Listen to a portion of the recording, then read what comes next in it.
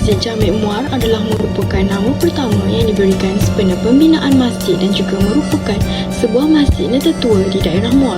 Pembinaan masjid ini adalah daripada ihsan Kerajaan Johor dan Khairat Ahli Negeri Johor Darul Ta'zim. Masjid Jami' Muar ini telah dirasmikan oleh Yang Amat Mulia Tengku Ismail iaitu Tengku Mahkota Johor dan juga Yang Berhormat Datuk Mustafa Jaafar yang pada ketika itu menjadi Menteri Besar Johor. Masjid ini telah dirasmikan pada hari Jumaat pada 29 Ramadan 1347 Hijrah bersamaan 28 Februari tahun 1930 Masihi. Masjid ini telah dibuka sempena 35 tahun penaklukan dan pemerintahan Duli Yang Maha Mulia Sultan Sri Ibrahim. Peresmian masjid ini telah disempurnakan oleh almarhum Sultan Ismail Ibrahim yang ketika itu menyandang gelaran Tunku Mahkota Johor. Masjid Sultan Ibrahim ini merupakan masjid yang mempunyai reka bentuk yang berbeza dan dapat menarik perhatian orang ramai. Reka bentuk Masjid Sultan Ibrahim ini telah banyak mengikuti gaya Moorish. Di sekeliling kawasan masjid ini juga terdapat penggunaan motif fauna iaitu motif lebah bergantung pada bahagian cucur atapnya. Seterusnya, kewujudan kolam khas yang untuk mengambil wuduk dan turut diserikan lagi dengan pencurahan air di bahagian tengahnya. Kolam ini mempunyai paip di sekelilingnya untuk memudahkan jemaah mengambil wuduk.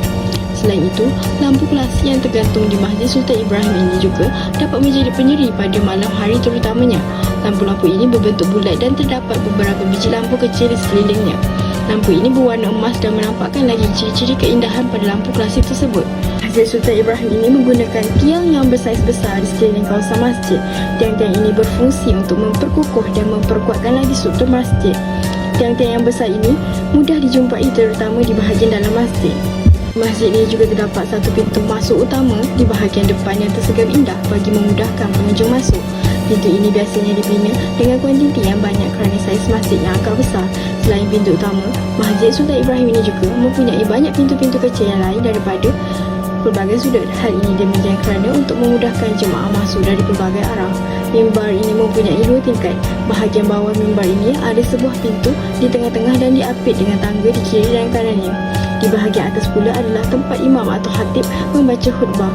Mimbar ini telah dicat berwarna emas dan putih agar kelihatan mewah dan menarik.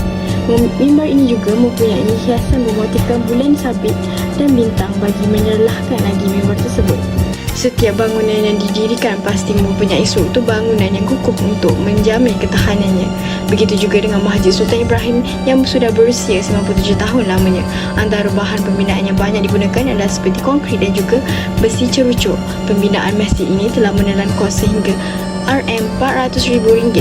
Masjid Sultan Ibrahim juga ini berfungsi sebagai pusat penelusuran Al-Quran dan kitab lama, seterusnya sebagai galeri kaligrafi khat. Masjid ini juga menjadi pusat pengajian Al-Quran dan juga pusat perluasan syiar Islam.